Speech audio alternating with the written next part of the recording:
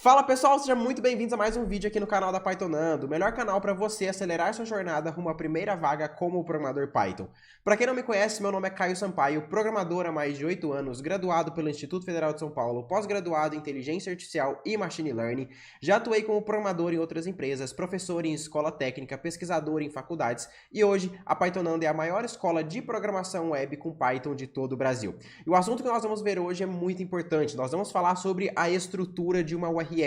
E para você que está buscando a sua primeira vaga como Dev Python, esse assunto é muito importante, porque diversos recrutadores costumam perguntar algum dos pontos que a gente vai abordar na aula de hoje em entrevistas técnicas para Dev Júnior. Então, se você está buscando a sua primeira vaga com programação web, sua primeira vaga como Dev Júnior, você tem que dominar isso daqui a fundo, porque praticamente diversas entrevistas os recrutadores pedem e perguntam algo relacionado à estrutura de uma URL. E você tem que saber na ponta da língua. Isso daqui não é algo que você pode ficar com dúvida ou dar uma resposta mais ou menos, tá bom? Então vamos lá e vamos entender primeiro o que é uma URL. Ela é um localizador de recursos. Ela informa onde se encontra um determinado recurso. Pode ser um site, uma imagem, um periférico, como por exemplo, onde que se encontra o caminho de uma impressora de comunicação.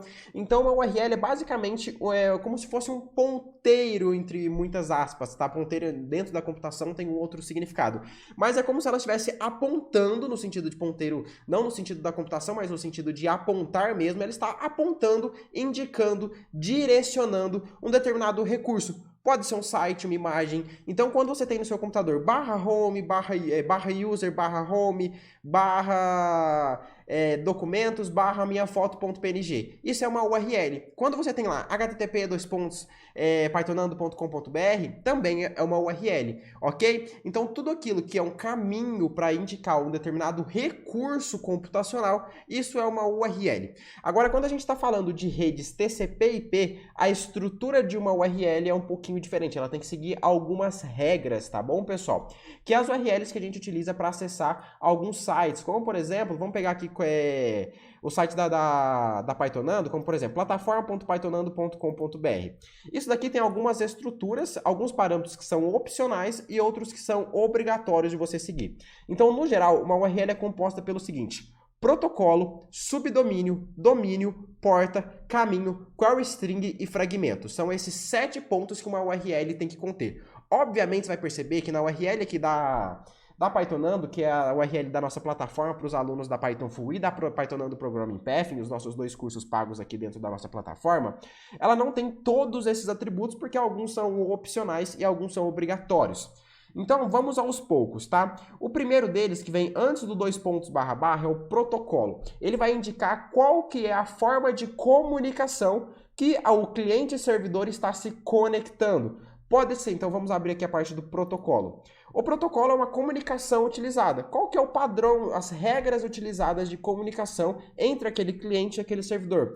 Pode ser HTTP, HTTPS, WS para WebSocket, FTP. Então a URL pode ter vários padrões de comunicações, vários protocolos de comunicação. Os mais comuns são HTTP e HTTPS, que você vai acessar diretamente pelos seus sites. Mas para nós que somos desenvolvedores, quando a gente vai criar, por exemplo, uma aplicação em tempo real, com WebSockets, por exemplo, a gente vai criar URLs com WS, ok? Então, o protocolo vai indicar o tipo de comunicação. Então, HTTP significa aqueles sites que não são seguros e HTTPS praticamente utilizados em todos os sites hoje em dia, os sites seguros com certificado SSL, ok? Que fica esse cadeadinho aqui nos navegadores, tá? Ele acaba escondendo a URL, mas ele está aqui, por mais que não apareça quando a gente tenha clicado fora, ele ainda está lá. Se a gente não informa, a gente não é obrigatório informar, né? Então, se eu passo o site aqui só com plataforma.pythonando.com.br dessa forma, o próprio navegador já vai redirecionar para HTTPS, tá? Porque foi dessa forma que a gente desenvolveu a aplicação. Depois nós temos o subdomínio. O subdomínio é um nome para separar e organizar seções de um determinado site. Então, se a gente observar, aqui nós temos o nosso domínio, que é o Pythonando. que a gente comprou esse domínio, que é o domínio.com.br, você tem que registrar um domínio, comprar esse domínio para que você tenha direito a utilizar ele. Dentro de um domínio, você pode ter os seus subdomínios para você organizar as sessões. Então, se você acessar pythonando.com.br, você vai acessar uma de nossas aplicações aqui da empresa, que vai ser uma aplicação para os nossos eventos, como as PyStack Weeks, PyLab, etc., que a gente sempre desenvolve. Agora, quando você acessa plataforma.pythonando, você está acessando especificamente a nossa plataforma exclusiva para alunos de nossos cursos, como, por exemplo, a Python Full, que é o nosso curso completo de Python e Django, com mais 630 aulas, que te dá acesso a reuniões com professores, agendamento de reuniões, solicitação de análise de código e etc. E a Pythonando Programming Path. Então, o plataforma.pythonando é exclusivamente para essa aplicação. O API.pythonando.com.br é uma outra aplicação. Então, a gente consegue dividir várias aplicações dentro de uma empresa através dos subdomínios. O mais comum é www quando você não está utilizando nenhum outro subdomínio. Mas nesse caso, a gente usa plataforma. Aí sim vem o nosso domínio, que é a próxima parte da nossa URL. Então, o domínio é a próxima estrutura aqui que a gente vai entender, que é um nome único para identificar qual servidor você deverá acessar. Então, quando eu coloco lá pythonando.com.br, eu estou indicando qual que é o servidor que eu vou acessar. Então, eu compro esse domínio, eu registro esse domínio em meu nome, e lá quando eu vou configurar o DNS desse domínio, né, eu posso ter comprado na Hostgator, na registro.br,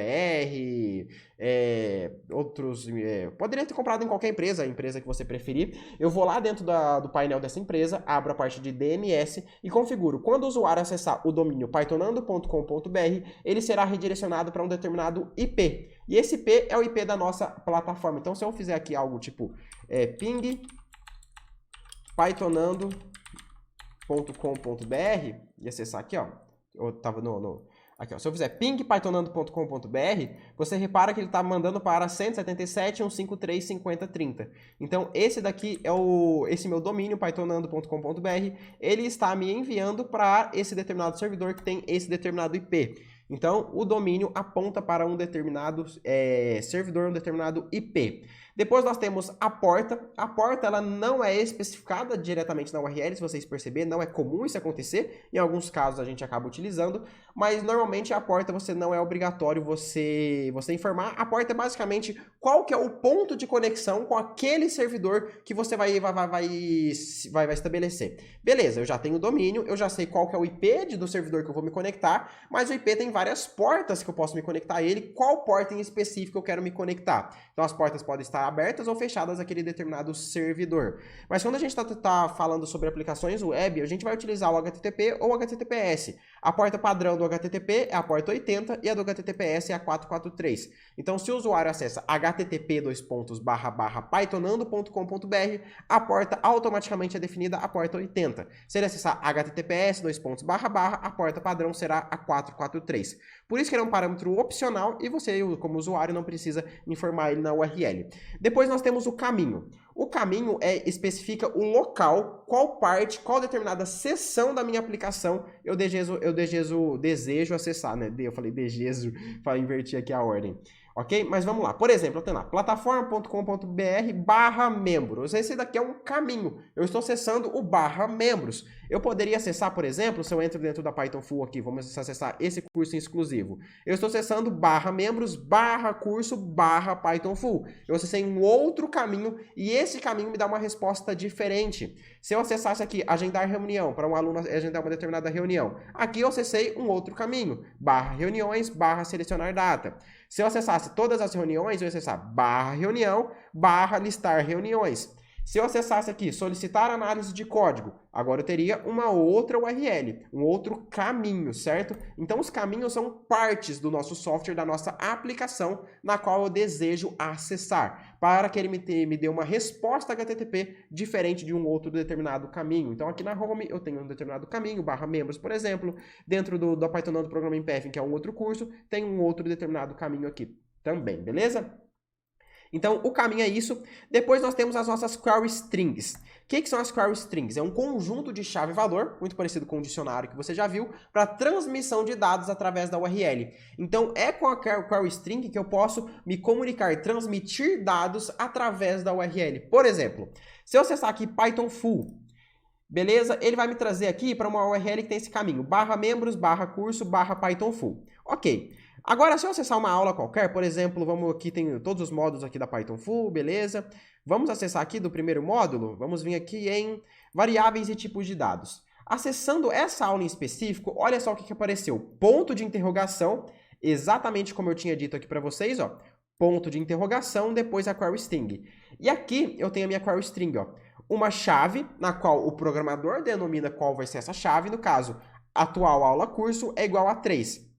Então aqui eu tenho uma chave e um valor, eu sei que eu estou na aula 3. Se eu acessar uma outra aula, desculpa pela tosse, pessoal, tá lá, aula 6, ok? Então isso daqui eu consigo transmitir dados. Ou, por exemplo, me mostra outras ideias de aplicação, Caio. Se eu vim aqui em agendar reuniões, aqui, se eu acessar em minhas reuniões, repare no seguinte, aqui eu tenho um outro conjunto de chave e valor, no caso filter, vou filtrar pelo quê? User, pelo meu usuário, ok? Então eu consigo receber dados, filtrar dados através da minha URL, através das query strings, tá? E por fim nós temos o fragmento. O fragmento, ele é uma posição específica de uma página web, tá? Deixa eu vir aqui, deixa eu ver se eu consigo mostrar para vocês. Deixa eu achar um site aqui que eu consigo mostrar isso. Deixa eu rapidinho, pessoal.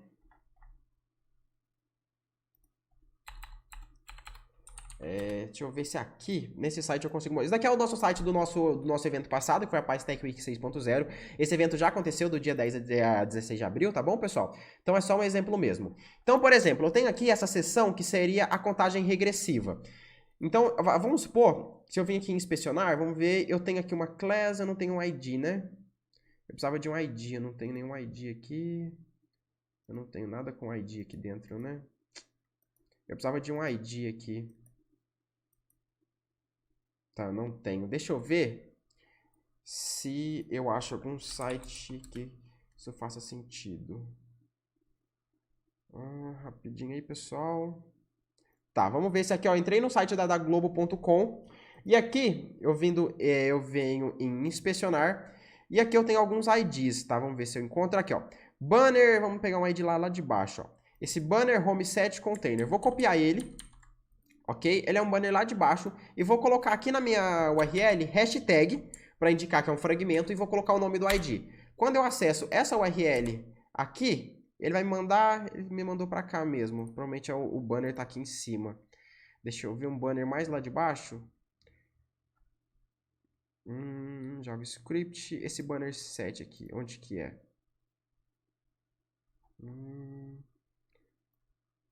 Deixa eu ver o que eu consigo encontrar, vamos ver.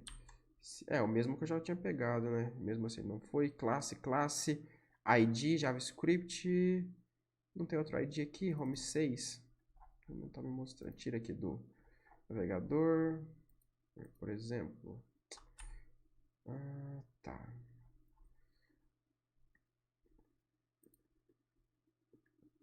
Aqui ele vai me mandar... Fazer aqui ao vivo, ó. Vamos encontrar alguma coisa no site da Globo. Aqui, esse Home 2T aqui talvez funcione, ó. Não, mas esse daqui é uma propaganda, né? Ele não vai estar aqui na próxima vez. Isso daqui é uma propaganda? O que é isso? Acho que é uma propaganda, né? Na parte de economia, vamos ver se... é uma classe essa parte de economia. Cadê? Só usam classe aqui? Isso é um banner, também não vai funcionar. Por isso que não tinha funcionado aquela primeira vez, era uma propaganda. Aí quando eu dei F5 na página, a propaganda tava lá, entretenimento. ID, coluna entretenimento, achei aqui, ó. Aqui, vamos ver. Agora eu acho que vai funcionar. Então, beleza. Se eu acesso o globo.com, sem um fragmento, ele me traz para o começo da página. Se eu acesso hashtag e um determinado fragmento, um determinado ID da minha página e pressiono Enter, olha só, quando eu acesso a URL, ele me manda lá para baixo da minha tela, ó, que é a parte referente a esse determinado ID. Ó. Então, quando eu dou um F5, ele vem, não estou mexendo, ele não atualizou, vou dar um F5 aqui, porque ele não desceu. Provavelmente a página da Globo está atualizando dinamicamente os IDs. Provavelmente é isso. Enfim, pessoal, mas o que acontece, né? Depende de aplicação para aplicação, o programador que fez isso tem que estar pronto, tem que estar preparado para aceitar isso na URL, fazer essas validações. Mas no geral, por exemplo, essa parte de jornalismo, se aqui eu coloco uma div e dou um ID para ela chamada jornalismo, e é um ID sempre fixo, ele nunca muda, como por exemplo a Globo tem anúncio, normalmente dependendo do anúncio vai ter IDs diferentes, etc. Provavelmente por isso não está funcionando. Mas vamos supor, essa parte de jornalismo é um ID sempre fixo. Eu acesso aqui, jornalismo. Quando eu acessar jornalismo, o que vai acontecer? Em vez de eu aparecer aqui direto no começo da minha página, eu vou diretamente para cá, ó. Eu venho aqui eu abro a página diretamente scrollado na parte de jornalismo. E é basicamente isso que serve o fragmento, tá? Ele é uma posição específica de uma página web. Pode ser o topo, pode ser o meio, pode ser lá em cima, pode ser lá embaixo, etc. Depende de onde que o usuário está acessando, depende de onde que os programadores definiram os IDs e as posições para que os usuários possam acessar. Certo, pessoal? Então é isso, agradeço a paciência e presença de todos vocês. Um abraço, até a próxima e não se esqueça, esse aqui é um assunto muito importante. Se você for com qualquer dúvida, não fique com vergonha, não fique com medo, pode perguntar aqui nos comentários que a gente vai te responder todo mundo, ok? Então é isso, pessoal, agora sim agradeço a paciência e presença de todos vocês. Um abraço e até a próxima. Fui, tchau, tchau! Ah, e não se esquece de se inscrever no canal e deixar seu like, eu já tava quase esquecendo, hein? Agora sim, fui!